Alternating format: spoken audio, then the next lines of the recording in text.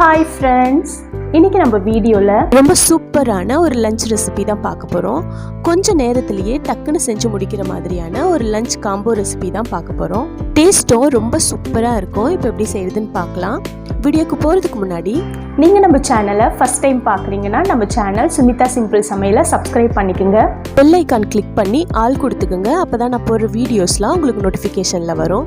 முதல்ல நம்ம சன்னா ரைஸ் செய்ய போறோம். இந்த ரைஸ் செய்யறதுக்காக நான் 1 கப் அளவுக்கு பாஸ்மதி அரிசி எடுத்திருக்கேன். இந்த அரிசி ஒரு பாத்திரத்துல சேர்த்துட்டு நல்லா கழுவிட்டு தண்ணி ஊற்றி ஒரு 10 நிமிஷத்துக்கு ஊற வச்சுக்கலாம். அப்புறம் வெள்ளை மூக்கடலையை ஒரு 8 மணி நேரம் ஊற வச்சுட்டு ஒரு 4 விசில் வச்சு வேக வச்சு எடுத்து வச்சிருக்கேன்.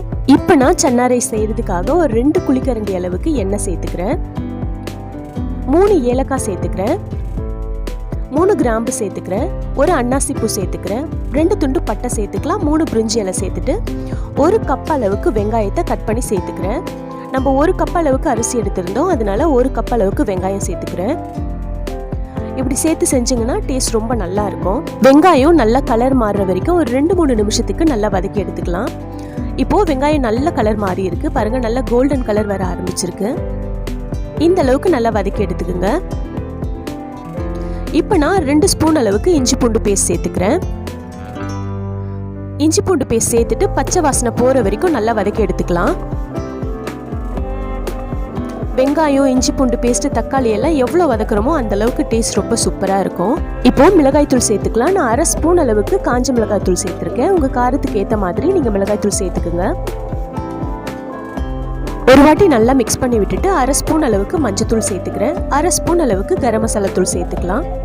கரம் மசாலா சேர்த்துட்டு ஒரு வாட்டி நல்லா மிக்ஸ் பண்ணி விட்டுக்குங்க. இப்போ நான் 1/2 கப் அளவுக்கு தக்காளி சேர்த்துக்கிறேன். நம்ம எவ்வளோ வெங்காயம் சேர்க்குறோமோ அதுக்கு பாதி அளவுக்கு தக்காளி சேர்த்திங்கன்னா டேஸ்ட் சரியாக இருக்கும். தக்காளியை சேர்த்துட்டு நல்லா வதக்கி விட்டுக்கலாம். தக்காளியை ஒரு 2-3 நிமிஷத்துக்கு நல்லா வதக்கி விட்டுக்கலாம். இப்போ தக்காளி நல்லா வதங்கி இருக்கு. இப்போ இதில் ஒரு 4 பச்சை மிளகாவையும் கொஞ்சமாக கொத்தமல்லியும் கட் பண்ணி சேர்த்துக்கிறேன். சேர்த்துட்டு நல்லா மிக்ஸ் பண்ணி விட்டுக்குங்க. இப்போ இதில் ஒரு 2 ஸ்பூன் அளவுக்கு நல்லா திக்கான தயிர் சேர்த்துக்கலாம். தயிர் சேர்த்துட்டு ஒரு நிமிஷத்துக்கு நல்லா வதக்கி விட்டுக்குங்க. தயிர் சேர்த்துட்டு நல்லா வதக்கி விட்டாச்சு. இப்போ எண்ணெய் பிரிஞ்சு வந்திருக்கு பாருங்க, இந்த அளவுக்கு நல்லா எண்ணெய் பிரிஞ்சு வரணும். இப்போ தண்ணி சேர்த்துக்கலாம். நான் 1 கப் அளவுக்கு பாஸ்மதி அரிசி எடுத்திருந்தேன், அதுக்கு 1.5 கப் அளவுக்கு தண்ணி சரியா இருக்கும். இப்போ சன்னா ரைஸ்க்கு தேவையான உப்பு சேர்த்துக்கலாம். நான் 1/2 ஸ்பூன் அளவுக்கு கல்லுப்பு சேர்த்துருக்கேன். கல்லுப்பு சேர்த்துட்டு நல்லா மிக்ஸ் பண்ணிக்கோங்க. இப்போ ஒரு வாட்டி உப்பும் காரமும் டெஸ்ட் பண்ணி பார்த்துக்குங்க. தண்ணி நல்லா கொதிச்சதுக்கு அப்புறமா ஊற வச்சிருந்த பாஸ்மதி அரிசியை சேர்த்துக்கிறேன். 1 கப் அளவுக்கு வேக வச்சிருந்த மூக்கடலையை சேர்த்துக்கிறேன்.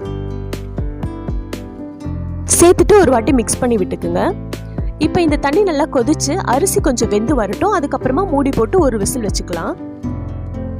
இப்போ தண்ணி கொதிக்க ஆரம்பிச்சிருக்கு. இப்போ அரிசியும் ஓரளவுக்கு வெந்து வந்திருக்கும். இப்போ ஒரு வாட்டி மிக்ஸ் பண்ணி பார்க்கலாம். பாருங்க, அரிசி ஓரளவுக்கு நல்லா வெந்து வந்திருக்கு. இப்போ கொஞ்சமா கொத்தமல்லி தழையை கட் பண்ணி சேர்த்துக்கிறேன். இப்போ மூடி போட்டுட்டு ஹை ஃப்ளேம்ல ஒரே ஒரு விசில் வரட்டும். ஸ்டவ் ஆஃப் பண்ணிடலாம்.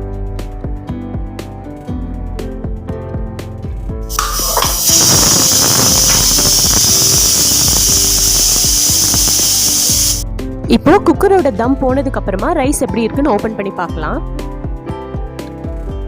அவ்வளோதாங்க, சன்னா புலாவ் ரொம்ப சூப்பரா ரெடி ஆயிடுச்சு. அரிசி கூட ஒன்னோட ஒன்று ஒட்டல, சூப்பரா உதிரி உதிரியா ரெடி ஆகி வந்திருக்கு. அடுத்து நம்ம நல்ல கிறிஸ்பியான காலிஃப்ளவர் ஃப்ரை தான் பண்ண போறோம். இந்த சன்னா ரைஸ்க்கு இந்த காலிஃப்ளவர் ஃப்ரை சூப்பரான சைட் டிஷ்ஷா இருக்கும். நான் இந்த காலிஃப்ளவரை குட்டி குட்டியா இல்லாம மீடியம் சைஸ்ல கட் பண்ணி எடுத்திருக்கேன். இப்போ இந்த காலிஃப்ளவரை நல்லா கொதிக்கிற தண்ணியில போட்டு ஒரு அரை வேக்காடா வேக வச்சு எடுத்துக்கலாம். இப்போ இதுல 1 ஸ்பூன் அளவுக்கு கல்லுப்பு சேர்த்துக்கிறேன். ஒரு 1/2 ஸ்பூன் அளவுக்கு மஞ்சத்தூள் சேர்த்து நல்லா மிக்ஸ் பண்ணி விட்டுட்டு ஒரு கொதிச்ச உடனே ஸ்டவ் ஆஃப் பண்ணிடலாம். ஸ்டவ் ஆஃப் பண்ணிட்டு காலிஃப்ளவரை வடிகட்டி எடுத்துக்கலாம். இப்போ இதில் ஒரு 1/2 ஸ்பூன் அளவுக்கு சால்ட்டு சேர்த்துக்கிறேன். 2 ஸ்பூன் அளவுக்கு சிக்கன் 65 மசாலா சேர்த்துக்கலாம்.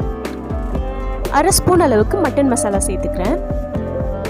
1 ஸ்பூன் அளவுக்கு இஞ்சி பூண்டு பேஸ்ட் சேர்த்துக்கலாம். 2 ஸ்பூன் அளவுக்கு கார்ன்ஃப்ளவர் மாவு, 2 ஸ்பூன் அளவுக்கு அரிசி மாவு, 2 ஸ்பூன் அளவுக்கு மைதா மாவு சேர்த்துக்கிறேன். எல்லாத்தையும் சேர்த்துட்டு ஒரு வாட்டி நல்லா மிக்ஸ் பண்ணி விட்டுக்குங்க. இப்போ கொஞ்சமா தண்ணியை தெளிச்சு நல்லா மிக்ஸ் பண்ணி எடுத்துக்கலாம்.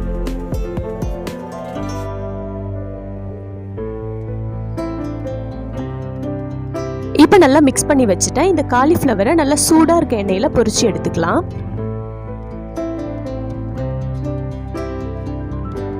ரெண்டு சைடும் நல்லா வெந்து நல்லா கோல்டன் கலர் வந்த உடனே எடுத்துடலாம். பாருங்க, இப்போ நல்லா கிறிஸ்பியாக ரெடியாகி வந்துடுச்சு. இப்போ இந்த காலிஃப்ளவரை நான் எடுத்துடுறேன். மீதி இருக்க காலிஃப்ளவரையும் இதே மாதிரி பொரிச்சு எடுத்துக்கலாம். இப்போ பாருங்க, இந்த காலிஃப்ளவரில் மசாலா நல்லா கோட்டாயிருக்கு. மசாலா கொஞ்சம் கூட உதிரல, நல்லா கிறிஸ்பியாகவும் ஃப்ரை ஆகி வந்திருக்கு. அவ்வளோதாங்க, இன்னைக்கு லஞ்சுக்கு நல்ல சூப்பரான சன்னா ரைஸும் நல்ல கிறிஸ்பியான காலிஃப்ளவர் ஃப்ரையும் பண்ணியிருந்தோம். அது கூடவே நான் வெங்காயமும் வெள்ளரிக்காவும் போட்டு தயிர் பச்சடி செஞ்சிருந்தேன், அதையும் போட்டுக்கலாம். இந்த லஞ்ச் ரெசிபியை நம்ம ஒரு 1/2 hour குள்ளவே ரொம்ப ஈஸியாக செஞ்சு முடிச்சிடலாம். ஸ்கூல் லஞ்ச் பாக்ஸ் கூட கட்டி கொடுக்கலாம். ரொம்ப டேஸ்ட்டாக இருக்கும், பசங்களும் ரொம்ப விரும்பி சாப்பிடுவாங்க. இந்த ரெசிபியை நீங்கள் கண்டிப்பாக வீட்டில் ஒரு நாள் ட்ரை பண்ணி பாருங்கள். செஞ்சு பார்த்துட்டு எப்படி இருந்ததுன்னு கமெண்ட்டில் சொல்லுங்கள். நீங்கள் நம்ம சேனலை ஃபஸ்ட் டைம் பார்க்குறீங்கன்னா நம்ம சேனல் சுமிதா சிம்பிள் சமையலை சப்ஸ்கிரைப் பண்ணிக்கோங்க. நீங்கள் சப்ஸ்கிரைப் பண்ணுறது தான் நான் அடுத்தடுத்த வீடியோ போடுறதுக்கு எனக்கு நல்ல மோட்டிவேஷனாக இருக்கும். மறக்காமல் பெல் ஐக்கான் கிளிக் பண்ணி ஆல் கொடுத்துக்குங்க. அப்போ தான் நான் போடுற வீடியோஸ்லாம் உங்களுக்கு நோட்டிஃபிகேஷனில் வரும். Thank you.